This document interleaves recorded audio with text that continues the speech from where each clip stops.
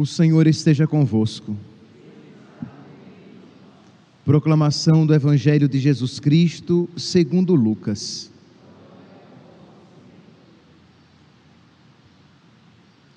Naquele tempo, disse Jesus aos seus discípulos: quando virdes Jerusalém cercada de exércitos, ficai sabendo que a sua destruição está próxima.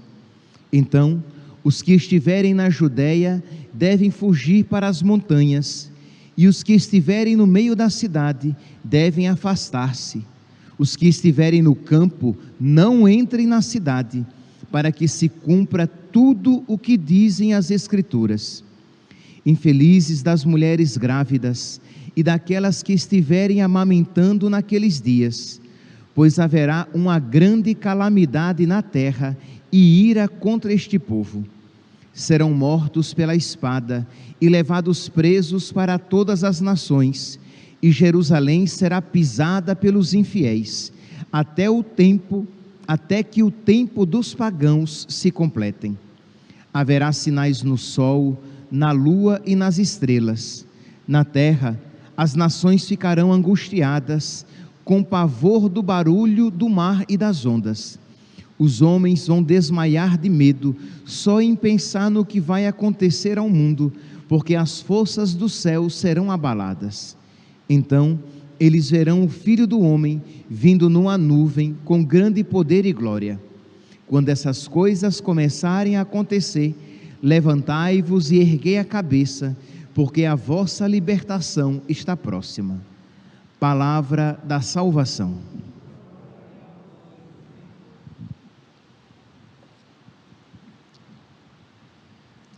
Caríssimos irmãos e irmãs, parece haver uma contradição entre a primeira leitura de hoje e o Evangelho.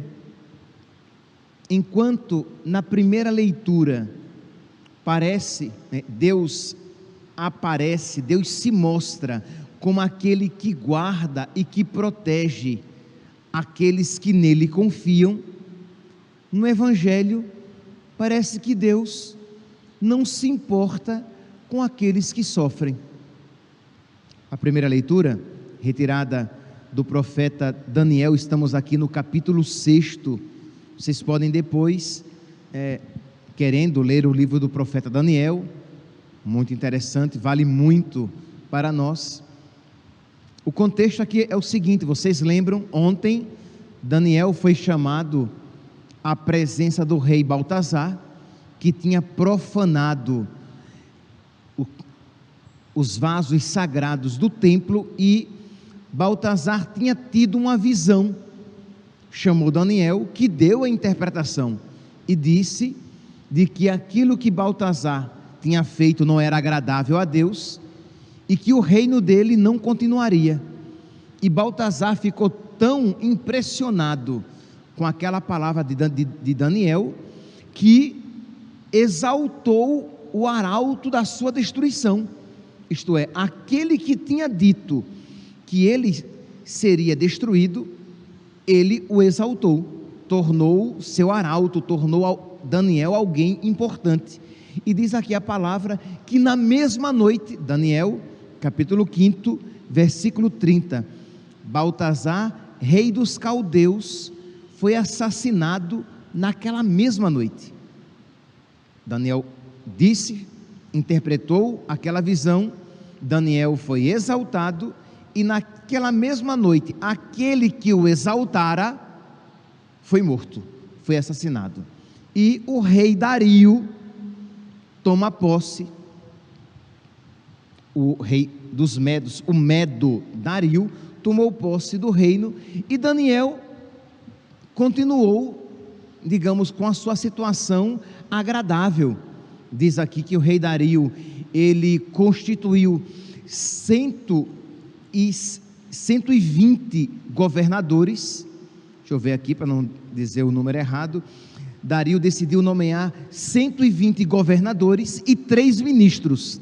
Os governadores iriam administrar as províncias e os 3 ministros iriam supervisionar o trabalho daqueles governadores. E diz que Daniel era um dos 3 ministros. E Daniel era tão bom, era tão competente, que o rei o tornou o primeiro dentre os ministros. Depois do rei, era Daniel. E é claro, meus santos, que a inveja é terrível, né? Então, os governadores e os ministros ficaram enciumados com Daniel, tentaram pegar Daniel em alguma situação difícil, mas diz a palavra que ele era irrepreensível, era muito zeloso, era muito responsável. Então os governadores e os ministros disseram: vamos então pegá-lo num ponto religioso. Então esses 120 governadores e os ministros foram ao rei Dario e deram a ideia de o rei decretar 1 mês de oração pelo rei, em que todos deveriam adorar apenas o rei, e que todo aquele que adorasse uma outra divindade, qualquer que fosse, deveria ser decretada a sua morte. Pois bem, o rei Dario achou interessante aquela proposta e fez este decreto. E o que é que fez Daniel? Daniel, meus santos, ele não dançou conforme a música. Isto é, Daniel, imagine, ele era o primeiro depois do rei. O rei fez um decreto e ele não pensou 2 vezes. Primeiramente, obedecer a Deus. Importa primeiramente obedecer a Deus que aos homens. Daniel continuou fazendo as suas orações a Deus. 3 vezes ao dia ele subia ao terraço da sua casa e fazia as suas orações, e diz que os seus inimigos o observavam, porque sabiam que ele era um homem devoto, sabiam que ele era um homem movido por princípios e não movido pelos seus interesses. E isso nós precisamos aprender. As nossas ações devem ser movidas pelos nossos princípios, pelos nossos valores, e não pelas conveniências, porque às vezes as nossas atitudes não serão convenientes. Isto é, tomar aquela atitude não será conveniente, não será agradável, não será promissora aqui neste mundo.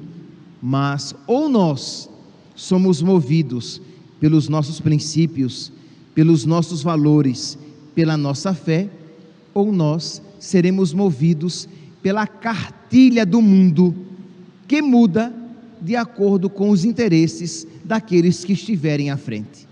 E a pergunta é: por quem você é movido? Pela palavra de Deus? Pela sua fé? Pelos seus princípios? Ou pelas conveniências mundanas? Pois bem, Daniel era movido pela sua fé.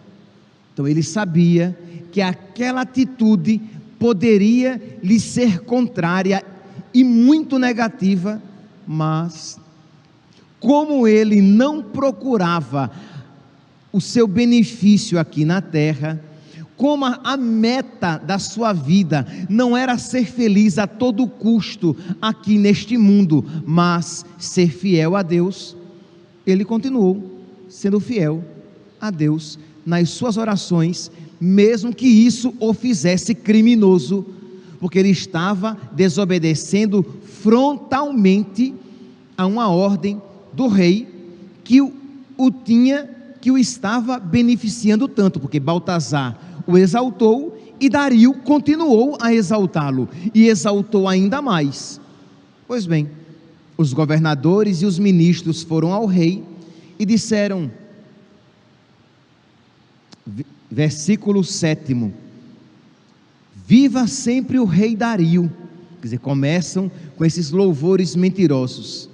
Os ministros do reino, os prefeitos e os sátrapas, conselheiros e governadores estão de acordo que o rei deve promulgar um edito. Pois bem, Aqui eu estou lendo um trechinho anterior, em que eles propõem o edito. Então eles vão ao rei e dizem: majestade, o que é que deve acontecer a alguém que desobedecer o edito que o Senhor promulgou? E o rei diz: deve ser lançado aos leões. E os sátrapas, os governadores, os prefeitos disseram: pois bem, Daniel não está obedecendo. E diz aqui, versículo 15, que o rei ficou entristecido. Por quê? Porque o rei não queria entregar Daniel. Aqui nos lembra uma outra figura posterior, Herodes, que não queria entregar João Batista, mas que não foi corajoso o suficiente, e Pilatos, que não queria entregar Jesus, que também viu que não era correto, mas eles foram covardes, eles não agiam segundo os seus valores, eles não agiam segundo os seus valores, a sua consciência, a sua fé, mas eles agiam segundo a conveniência. Nossa, o rei Dario, não poderia ser contrário a uma lei que ele promulgara. Herodes não poderia proteger João Batista, porque não era conveniente, e Pilatos não quis defender Jesus. Então eles, porque seguiam as suas conveniências, e não os seus princípios, e não os seus valores, a verdade, a justiça, a honestidade, não seguiam a sua fé, eles, usando aqui a imagem de Pilatos, eles lavaram as mãos. E diz então que o rei Dario mandou que Daniel fosse colocado na cova dos leões. Diz, ele tanto acreditava na inocência de Daniel, que diz que ele não dormiu aquela noite. Versículo 15, Daniel, capítulo 6, versículo 15, ele se pôs a pensar de que maneira poderia salvar Daniel, mas não conseguiu. Versículo 17, então o rei mandou trazer Daniel e lançá-lo à cova dos leões. O rei disse: que te salve esse Deus a quem veneras com tanta constância. Daniel lá foi colocado, e diz que no outro dia o rei, agitado, foi lá à cova, mandou retirar a pedra que tinha selado, e Daniel estava lá, vivo, sem nenhum arranhão. Diz aqui que, versículo 24, ao tirá-lo, não tinha nenhum arranhão, porque havia confiado no seu Deus. Pois bem, termina aqui. O rei então manda colocar naquela cova aqueles que haviam denunciado Daniel, e os leões comeram todos. Pois bem, Deus salvou Daniel das mãos de Dario e dos seus inimigos, os sátrapas, os governadores, os outros ministros. Mas quando nós olhamos, meus santos, para o evangelho de hoje, é um cenário bem diferente. São aqueles que creem em Deus perseguidos, aqueles que creem em Deus fugindo para as montanhas, fugindo para o mato, fugindo para os campos. Olha aqui, as mulheres grávidas, coitadas, ou aquelas que estiverem amamentando, coitadas, porque fugir com a barriga, ou fugir amamentando uma criança, a situação se torna ainda mais dolorosa. Diz aqui no Lucas capítulo 21, versículo 24, serão mortos pela espada e levados presos para todas as nações, e Jerusalém será pisada pelos infiéis, até que o tempo dos pagãos se complete. Haverá sinais no sol, na lua e nas estrelas, e os homens vão desmaiar de medo só em pensar no que vai acontecer ao mundo, porque as forças do céu serão abaladas. Então, todo este cenário de perseguição, de sofrimento, de tribulação, aqui está descrevendo a tribulação que acontecerá. Se nós aqui nos reportarmos tanto ao domingo de Cristo Rei, a homilia que eu fiz no domingo de Cristo Rei, como antes de ontem, no dia do bem-aventurado Marte, o padre Miguel Pro, aquele contexto em que os cristeiros no México, aqueles que eram fiéis a Cristo, eram mortos, padres que eram enforcados nas igrejas, mulheres que eram violadas, crianças que eram torturadas e mortas. E nós poderíamos nos perguntar: mas como? Ora Deus protege e ora parece que Deus não protege, porque em um contexto aqueles não são mortos, em outro contexto aqueles que creem em Cristo são mortos. Mas termina aqui o evangelho de hoje: quando essas coisas começarem a acontecer, levantai-vos e erguei a cabeça, porque a vossa libertação está próxima. Quer dizer, São Lucas, o evangelista, ele termina o evangelho com uma frase cheia de esperança. Por quê? Porque ele sabe, e isso aqui é fé católica, que Deus não nos abandonará em meio à perseguição. Da mesma maneira que Deus não abandonou Daniel na sua provação, Deus também não nos abandonará na nossa provação. Mas, ora, a proteção de Deus se manifesta livrando-nos da provação, ora, a proteção de Deus se manifesta livrando-nos na provação. Isto é, ora, a proteção de Deus se manifesta evitando que o mal nos aconteça, ora, a proteção de Deus se manifesta protegendo-nos em meio à tribulação. No evangelho de ontem, ainda no capítulo 21 de São Lucas, nós ouvimos assim: naquele tempo sereis presos e perseguidos, sereis entregues às sinagogas e postos na prisão, sereis levados diante de reis e governadores por causa do meu nome. Esta será a ocasião em que testemunhareis a vossa fé. Isto é, neste momento de perseguição, de sofrimento, Deus estará tão unido a nós que nós não nos sentiremos abandonados, ao ponto de, mesmo em meio ao sofrimento, nós, como os cristeiros do México, nós seremos capazes de gritar: viva Cristo Rei! Nós, como os cristeiros do México, nós seremos capazes de caminhar para o nosso algoz, de caminhar para a nossa morte, sabendo que estamos sendo sustentados por Deus.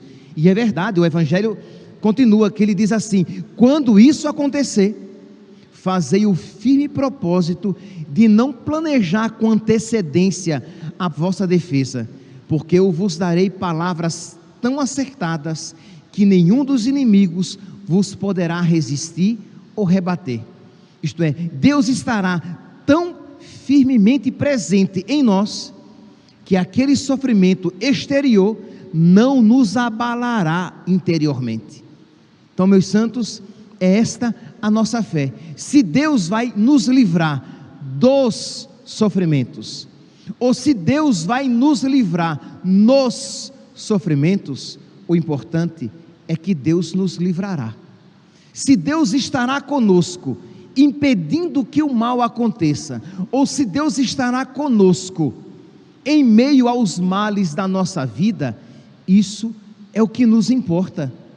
Santa Teresinha do Menino Jesus, uma vez falando a respeito da barca agitada pelo vento, ela diz: o que importa é que Jesus esteja na barca.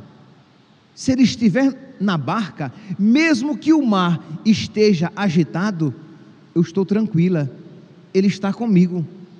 Ainda que eu passe pelo vale tenebroso, eu não temerei. Por quê? Porque o vale deixou de ser tenebroso e se tornou um vale claro, iluminado. Não, o vale continua tenebroso, mas eu não temerei, porque tu estás comigo. Meus irmãos, peçamos a nosso Senhor que Ele nos dê esta fé, porque às vezes nós queremos ter fé em Deus simplesmente quando as coisas acontecem de uma maneira agradável, simplesmente quando coisas agradáveis acontecem a nós. Mas o momento de nós darmos testemunho da nossa fé é quando coisas desagradáveis nos acontecem. E ali sim, em meio à dificuldade, em meio às lágrimas, em meio até mesmo à angústia física que possamos experimentar, no mais profundo do nosso coração, nós diremos: Deus está comigo, e ainda que eu passe pelo vale tenebroso, eu não temerei. Deus está comigo, e ainda que Ele permita que eu seja lançado na cova dos leões, mesmo que eu seja comido pelas feras, como muitos cristãos foram no período inicial. Vocês lembrem aqui dos cristãos de Santo Inácio de Antioquia, de Santas Perpétua e Felicidade, que foram mortos pelas feras, de tantos outros mártires que foram devorados pelas feras, mas Deus estava com eles, e eles caminhavam para o martírio, sabendo que Deus não os abandonaria, como de fato não os abandonou, como não abandonou os filhos, os 7 filhos daquela mulher, da viúva dos Macabeus, do livro dos Macabeus, que ela, ou melhor, os filhos juntamente com ela, derramaram seu sangue, mas ali sendo consolados e mantidos por Deus no martírio. Meus irmãos, manter a paz quando só existe calmaria ao nosso redor é normal. Estar agitado quando existe calmaria é loucura, é desequilíbrio.